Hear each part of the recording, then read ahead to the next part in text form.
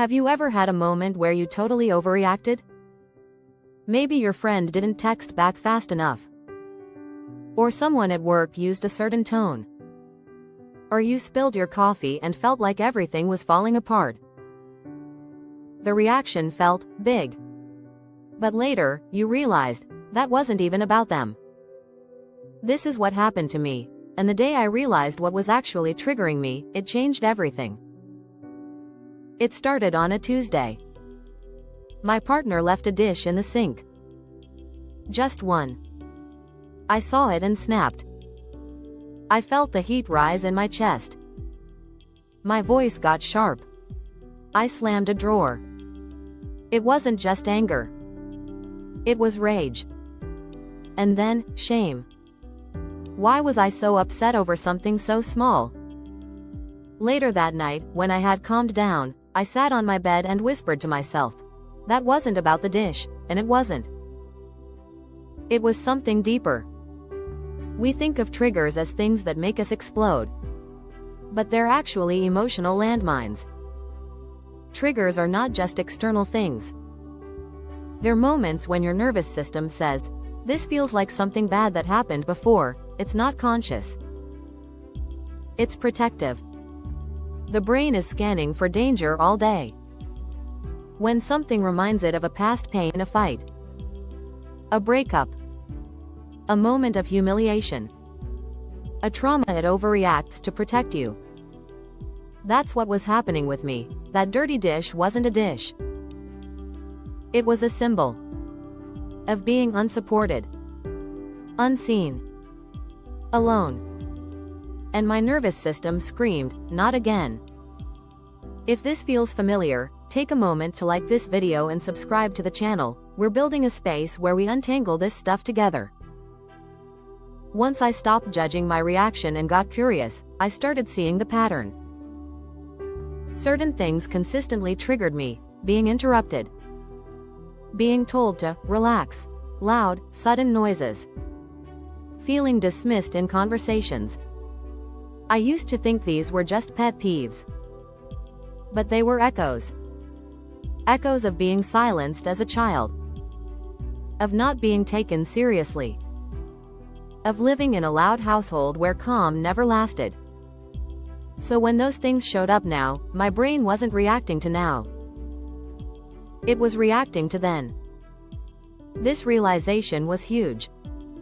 Not to excuse my outbursts, but to explain them. The next step was learning to listen sooner. Because my body always gave me signals. I just used to ignore them. Now, I started tracking. Tightness in chest? That's usually fear. Jaw clenching? That's anger I haven't expressed. Lump in throat? Something I want to say, but haven't. Shaky hands? I'm not feeling safe. I began asking, what am I really feeling right now? And more importantly, where have I felt this before? These questions became like keys. They unlocked memories and patterns I didn't realize were shaping my present. I stopped treating my triggers like enemies and started seeing them as messengers. Here's what I practice now. 1. Naming it early. When I feel the stir of a trigger, I pause and name it. Not to fix it, just to witness it.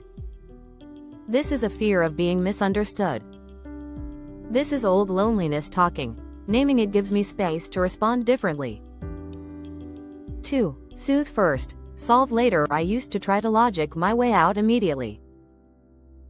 Now, I regulate first.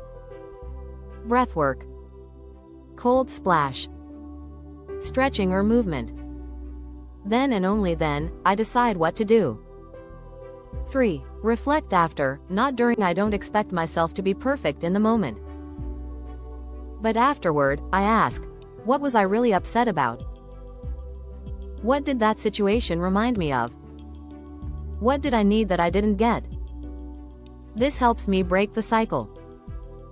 4. Build safe language with people I trust. I now say things like, hey, I noticed I felt triggered just now. I need a sec. This isn't about you. It's something I'm still working through.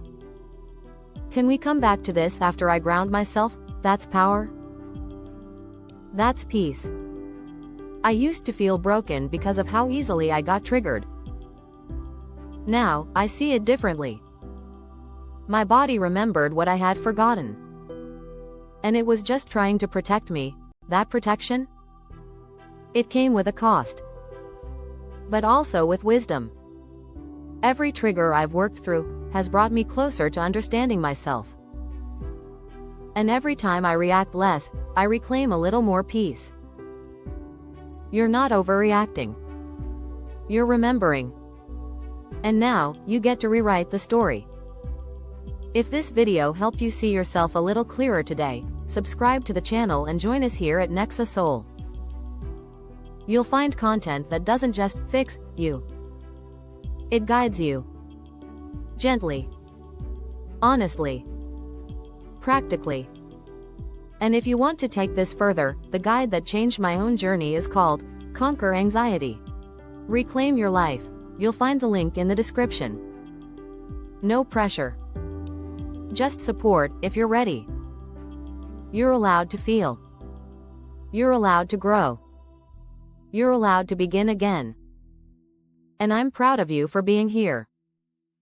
We all start somewhere. Why not here?